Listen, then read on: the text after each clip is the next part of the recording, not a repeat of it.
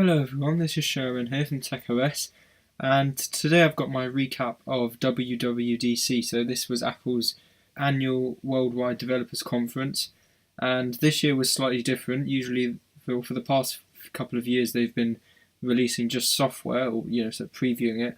But this year we got some hardware as well, so I'm going to take a look at what was actually announced there and give you a full recap of the event.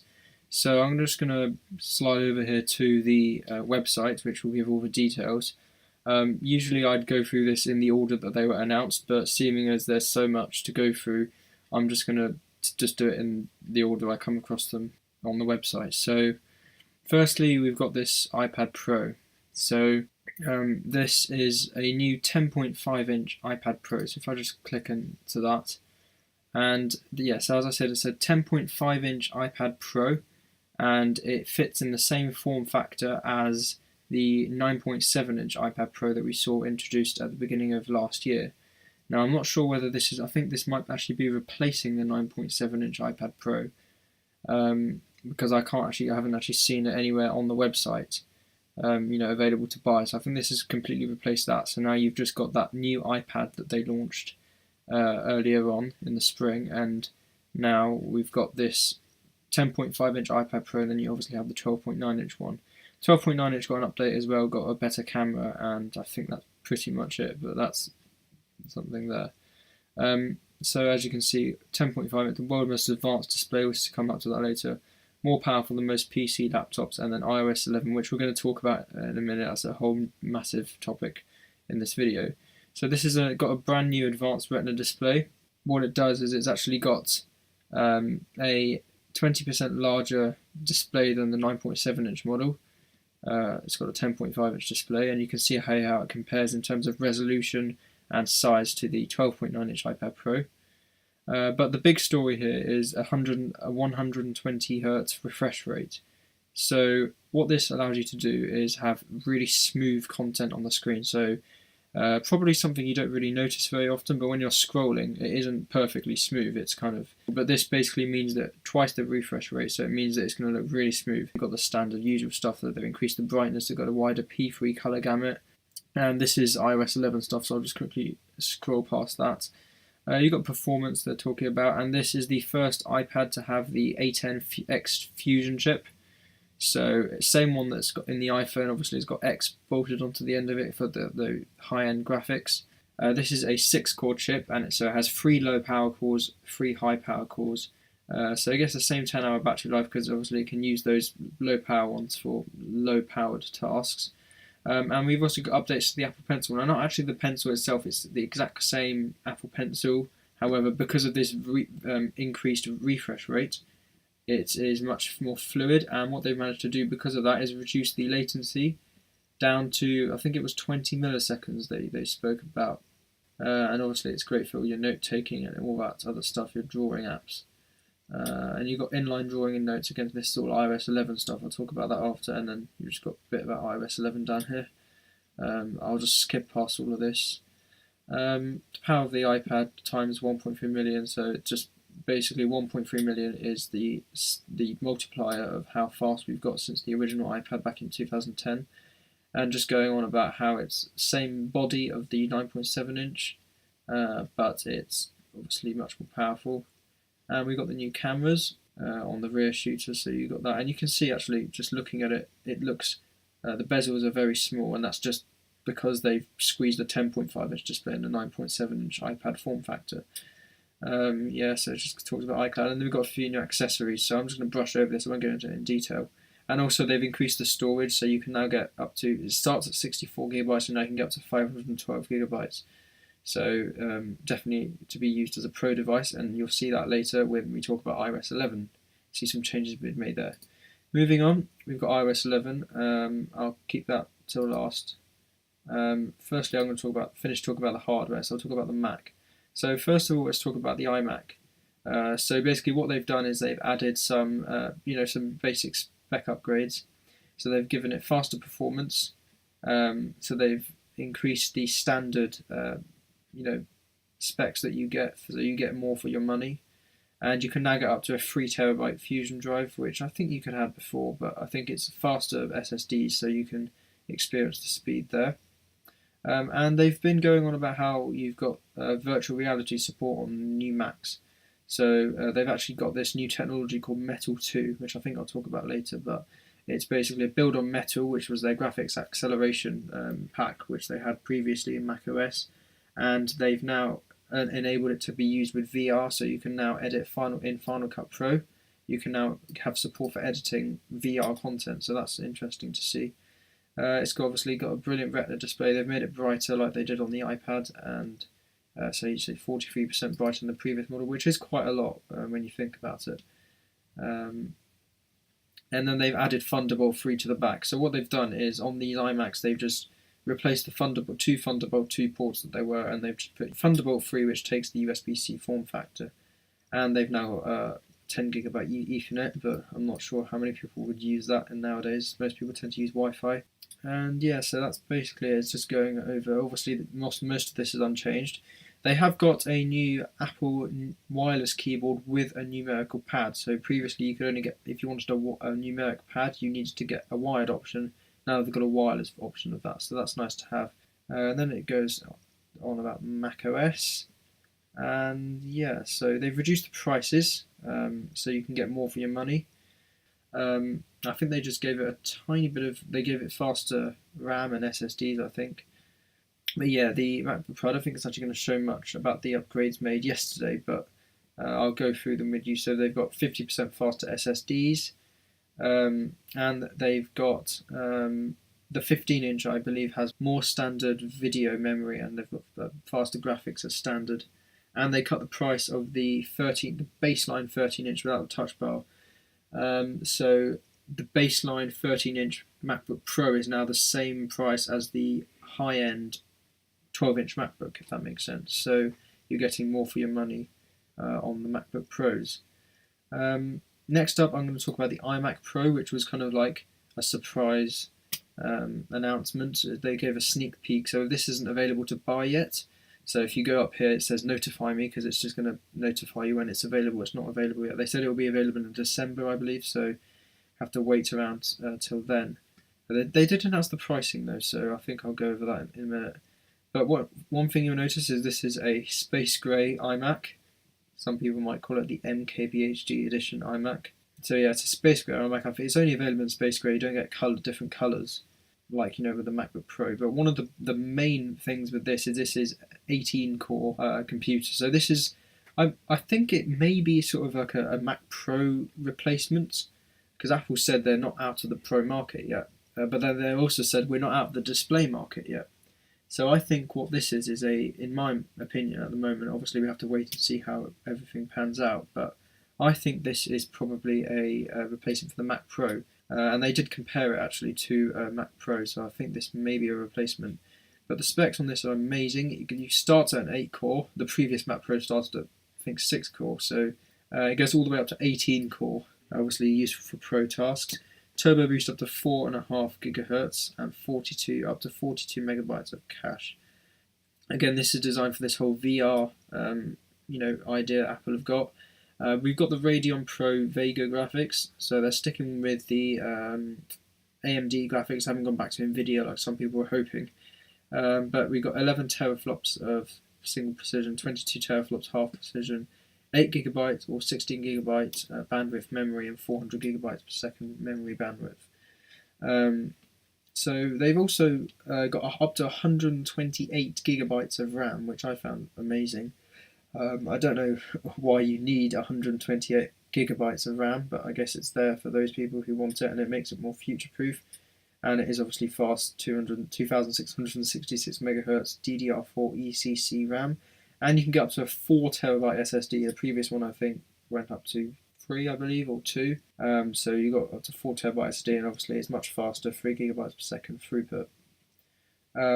The display, I believe, is the same as those iMacs I spoke about earlier, but now instead of just 2 Thunderbolt 3 ports, you've got 4 Thunderbolt 3 ports, but you don't lose any of the standard USB-A ports, so you still got those, and you've got your 10 gigabit Ethernet that I spoke about earlier, brighter displays, and more colours can be displayed, and the advanced thermal management they've got here. So they've got new fans which can take the air in and then output it in a more efficient way. And then they've got some new speakers to make it sound even better. And these look like resonance chambers, so they work similar to how they do on the iPad Pro, and they work very well on the iPad Pro. So they must sound even better on the iMac, seeing as it's a much bigger body, so you can get larger chambers there. And then we also got new accessories to go with it. So you've got obviously that new numerical keyboard in space grey. You've got a trackpad in space grey. And this mouse over here isn't exactly space grey. I think it would probably be quite difficult to get a space grey glass mouse. Obviously glass is different to aluminium, so it's sort of a darker black kind of colour. So you've got that. It'd be nice to check that mouse out actually, just to see what it's like. Next, I'm going to talk about the final product, physical product they spoke about. I believe it was. Hope I'm not forgetting anything. No, I think this was it. The Apple HomePod. So this is Apple's first entry into the sort of home speaker system. You could think of it as like Apple's version of like an Amazon Alexa or Google Assistant home hub thing. I can't remember what it's called. So Apple says they've been trying to make it so that it's obviously a breakthrough. They'd been working on getting the correct technology for the speakers, focusing on what matters most, obviously the sound and something like this. And they've been perfecting it, and I think this diagram does a very good job of sort of illustrating that. So you've got your, I think it's say a 7 tweeter array, so they fire pretty well. They're in a good position, and they're sort of angled upwards, so you get a good sound firing out. You've got a 6 microphone array, because obviously this does have sort of built-in voice control, so you can sort of interact with it yourself using your voice. So they need a good microphone setup, and they've got that here. You've got the A8 chip from iOS devices in here, so that's powering the brains behind it. And then you've got a high exertion woofer at the top to help control the sound. And again, it's talking about all the different technologies in here. And they demonstrated here, this is a nice animation they've got here, how the AirPod actually kind of detects its surroundings.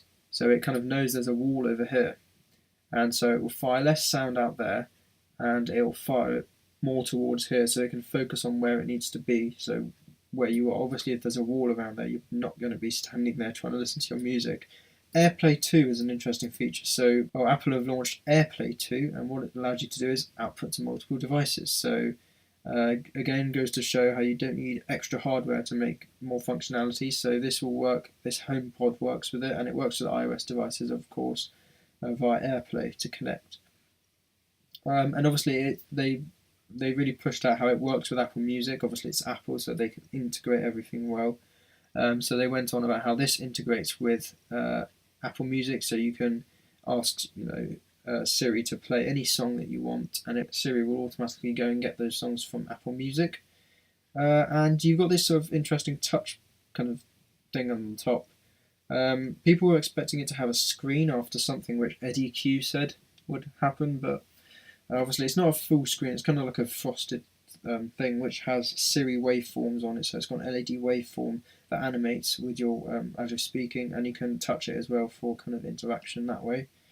And again, it is powered by Siri, as I said. It's got Siri built in, so you can do things such as controlling your smart accessory, so this can be used as a hub. If you don't have an Apple TV, then you can use this as your hub, so you can tell Siri to turn the lights on, and that will work like that. And you can ask, obviously, sports scores and all that sort of stuff. Anything you can usually ask Siri. And you've just got some dimensions here, and that's pretty much it. Languages, only these at the moment. I believe that's it for the hardware. Hope I'm not missing anything out. We just click through. Nope, that's it. We're not missing anything out. So now I'm just going to talk about software. So WatchOS, very quick one. WatchOS 4 this year. So few main features, just all these different features with the workout and activity apps. And we've got this new all-day assistant, which was interesting. So it's a new watch face, which displays the time, obviously, because it's a watch. But it also has Siri proactive suggestions about what you might want to do, and it gives you your, it's proactive. So in the morning, it might show you your calendar events for the day, and then later on, it might give you the news. So it knows what you want to look at what time, maybe traffic reports. So it gives you a more sort of personalised kind of feed in front of you. And there's now a new Toy Story watch face, so you can explore that and just have fun with those. And this is in iOS 11 as well, so you've got person-to-person payments. Apple Pay now works with person-to-person payments through iMessage. So as I said, WatchOS quite quick. It wasn't that big of an update this year. Let's go to High Sierra, which is the new macOS 10.13 update. So this is obviously a build on to macOS Sierra from last year, and it introduces many new technologies behind the scenes to improve your just general Mac experience. One of the major things is they've moved to the Apple file system, so no longer, I think, what was it before, JFHF, I can't remember what it is, but they had their previous file system and they now got the Apple file system. You may remember they moved to this on iOS with iOS 10.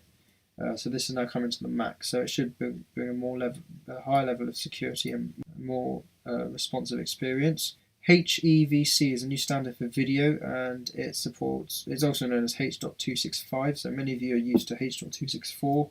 However, this new compression type is supposed to be 40% better at compressing, and it should just be taking up less space on your computer, so that's always a nice thing. And obviously it's got great quality. Metal 2 I spoke about, so you may be familiar with Metal, their sort of software development package for graphically intensive apps and games. And so they've got Metal 2, which just increases the usability of the graphics processors in your Mac, and that ties in with the whole virtual reality. We've got a few enhancements to apps, not very much kind of user experience wise in this release. You may notice Siri's got a new icon now. Photos has some more edit options, so if you use Photos to edit, then you've got some more options. Expanded sidebar, you can organize everything quickly, and you've got more advanced fine-tuning options. You can edit live photos with more precision and choose a certain shot of the live photo to be the main still, and Photos can now use deep learning to sort of give you memories for, say, anniversaries or birthdays, all that sort of thing. And you've got better third-party support, and the People album gets even better with faces, so it can detect more stuff. Safari got some nice stuff, so you've got intelligent tracking, so you won't, if you don't want, Safari can kind of block adverts that can stop adverts from being tailored to what you've seen. Say goodbye to videos that autoplay, so basically videos will no longer autoplay, and you can whitelist websites that you want them to be able to play on. So you don't just go onto a website and it just starts playing a video when you don't want to. You've got all these options here, so you can enable Reader all the time, and you can have Siri again using all your stuff for you, so getting all your music out.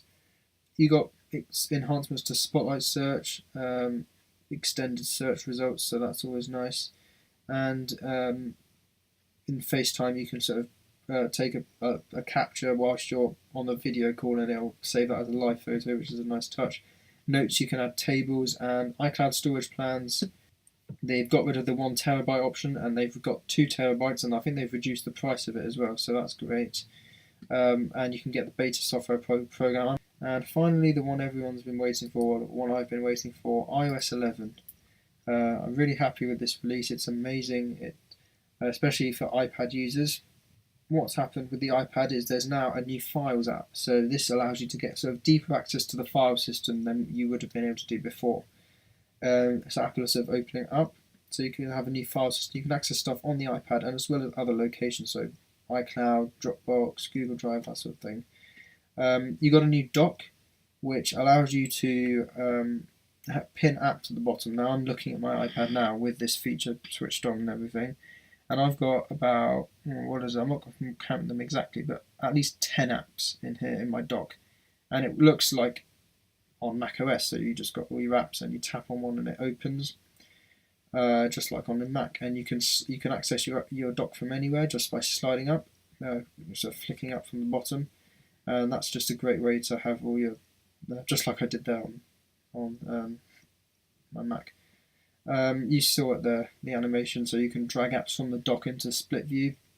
You can readjust your split view ratios, and yeah, so you've got brilliant multitasking. You can now, obviously, because there's a proper file system, you can drag and drop between apps. So say an image from Photos, you can drag into an email. without having to save it or copy it to the clipboard. Apple Pencil improvements, so you can now mark up sort of basically anything. So when you take a screenshot, you'll now get a little prompt in the bottom left which allows you to tap on it, mark it up, crop it, and then share it or just save it to your photos. And it's great for websites as well. So being able to quickly mark up a website. Instant notes, so if your iPad's on the lock screen and you just start writing on your iPad with the Apple Pencil without unlocking it, it will just open a quick note, and then when you hit the sleep wake button, it will put it to sleep and save the note. That's nice. I can see that being quite useful. You've got inline drawing, so you can draw straight into something like mail without having to create a new notes file or create a new drawing section. So that's nice. And then Notes has a scanning feature, so you can scan documents in and then annotate them directly. You get a quick type keyboard, so on the 10.5-inch iPad Pro and I think the 9.7-inch one, you get a new keyboard which allows you to sort of flick down, and then you can, let me just replay that, and then you can access additional characters, so without having to go to the little 1, 2, 3 thing down here that you'd usually do. And augmented reality has come to iOS, so you can do sort of use augmented reality, so developers can take advantage of that. Apple Pay, as I said, you can send payments through iMessage. Live photos, you can edit them and you can add effects such as loop and bounce and long exposure. Camera allows you to do more with filters whilst you're taking your photos. The App Store has been redesigned, so you get a sort of a look that's similar to Apple Music, so it's much cleaner, and it allows you to, it's just sort of a fresh coat of paint, and you get to sort of see everything in better clarity, I guess. It's simpler. Messages, you can see your iMessage apps down there at the bottom, so you can get to stuff with less taps. And Siri has a much better voice, and Siri can do translation and can do your music for you as well. So you can use Siri in better ways. It's got a new interface and that new logo at the bottom. That's nice. And Siri can sort of know more about you, learn stuff, and then suggest things for you. So if you've been looking up a website about food, when you go into news and your For You, it will suggest maybe an article or a magazine about food, so you get the idea there. Apple Music allows you to discover music by looking at friends' Apple Music profiles, if you want to do it that way. AirPlay 2 I've already gone over. The new control center is quite nice actually. It's got a new interface, everything on one page, so not the multiple page view like on iOS 10, and you can customize it, so you can add, say, low power mode down here. You can have loads of things. If I look at my iPhone now, I've turned them all on actually, because I'm just testing it out. One of them is screen recording, so that's nice. You can record your screen and then it saves it to photos just on the device, which is nice. But you've got all of these different options. I've got torch, timer, calculator, camera, low power mode, make a new note, screen record, and this do not disturb feature for the car. Lock screen. The lock screen is interesting. They basically combine notification center and the lock screen, so it's all sort of one place where you can access everything. Do not disturb while you're driving, so you can have this so that you won't get any calls or texts whilst you're driving, and people will trying to get you will be, get a message sent back to them saying you're driving and you'll call back later. Maps you can get indoor sort of directions, so within like a shopping centre you can have all the different shops mapped within it, and then you can get information like that. News has sort of become smarter again with Siri integration. QuickType keyboard on an iPhone 7 or the 4.7-inch iPhone or 5.5-inch one, you can get a one-handed keyboard. So if you want to type one-handed, then you can do that. It sort of shifts the keyboard across the screen, so you can easily do that. And automatic setup, which is something I discovered when I upgraded to iOS 11. You can actually set up your device, a new iOS device, by using an existing one that you've got, to basically scan a QR code, similar to if you're setting up an Apple Watch, and it will set up your Apple ID, input your password, and get your network settings set up, so you don't have to do that manually yourself. And that's basically it. So there's a lot of stuff with iOS 11. I'll be doing lots of videos on that starting next week, so stay tuned for those. And you've got the beta software program as well, so if you want to get involved with that. I've got the developer beta obviously, but there's a public beta coming later at the end of the month. And these are the devices supported. So I think the iPhone 5C and 5S, iPhone 5C and 5 got cut off this year because iOS 11 supports only 64-bit devices, and now the iPhone 5S is the the oldest Apple device to support 64-bit. iPads that have been cut, I don't think any were cut off. The 4th generation iPad was cut off. And I think that's about it. Everything else has stayed the same in terms of iPads. And then the iPod Touch 6th generation gets it as well. So yeah, that's basically it. It's quite a long video, this, going over everything, but there was a lot, and it was, as I said, it was a bigger WWDC announcement than we usually have. But anyway, stay tuned for videos on everything. iOS 11, a lot of the software stuff I'll definitely be going over. I probably won't do any of the hardware stuff, but definitely the software. I'll be going over some new things that have been introduced during tutorials and all the usual stuff. So if you like this video, do like it by hitting the thumbs up button, and also do comment down below what do you think about the WWDC announcements. Don't forget to subscribe also by hitting the logo in the middle of the screen, and also do consider watching the videos either side of that logo. Thank you very much for watching, and I'll see you in my next video.